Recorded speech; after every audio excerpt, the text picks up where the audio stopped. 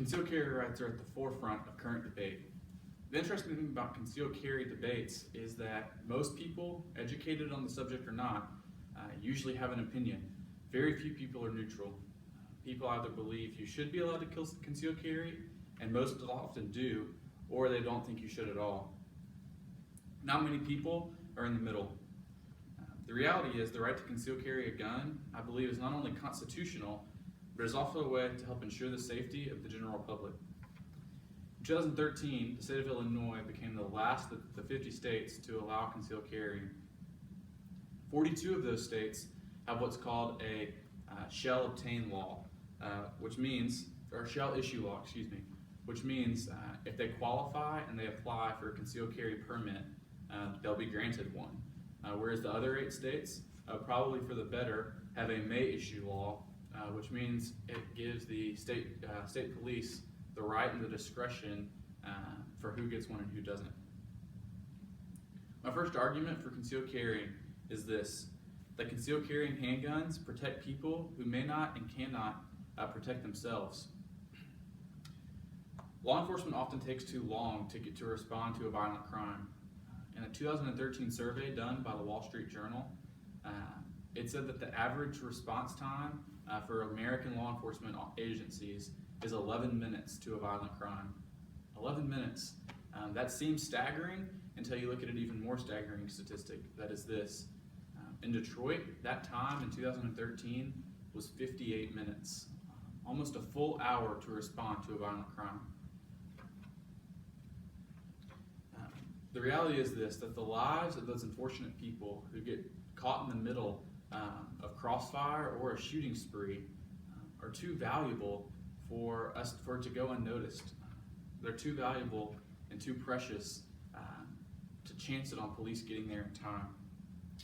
Oftentimes in shootouts, from the ring of the first shot to the echo of the last is a mere 5 seconds or less.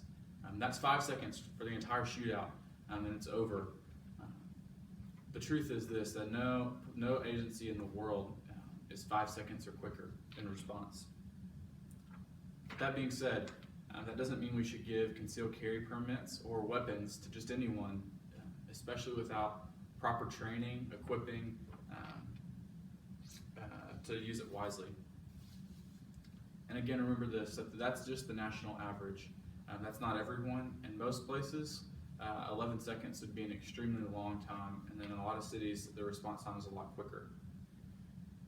I also believe this, that the Constitution lends itself to advocating concealed carry in the Second Amendment. The Second Amendment says this exactly: a well-regulated militia being necessary to the security of a free state, the right of a people to keep and bear arms shall not be infringed. To keep and bear, I think, is the important part to us today. To keep on your person, not just in your house locked away. In 2012, the 7th Federal Circuit Court voted 2-1 in Moore versus Madigan. And they said this, that the Second Amendment must be interpreted to include a right to have a concealed gun in public, to have it ready for use, and to have it for self-defense. But I'll say this, that the Constitution should be more clear. If there's any room for debate, it's not clear enough. It needs to be ratified. But with ratification comes a great deal of responsibility for something that's been around as long as the Second Amendment. Before it's ratified, the facts should be examined carefully and considered. Having said that, every law has its limits. The Second Amendment is no exception. There are a lot of people that believe that the Second Amendment in no way lends itself to concealed carrying. My third argument is that concealed carrying protects people and it deters crime.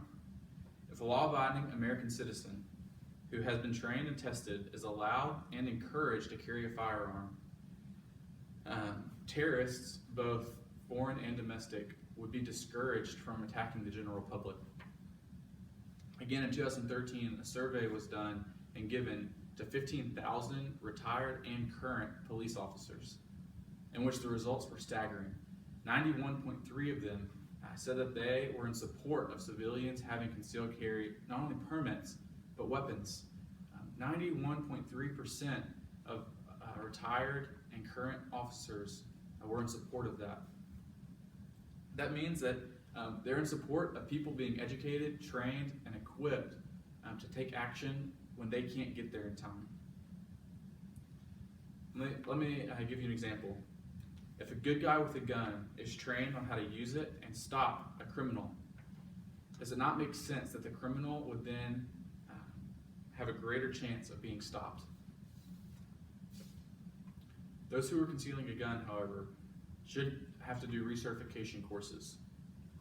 But the good news here is that every state that requires a permit to obtain, to be able to conceal carry, also requires recertification courses, most of the time every 5 years.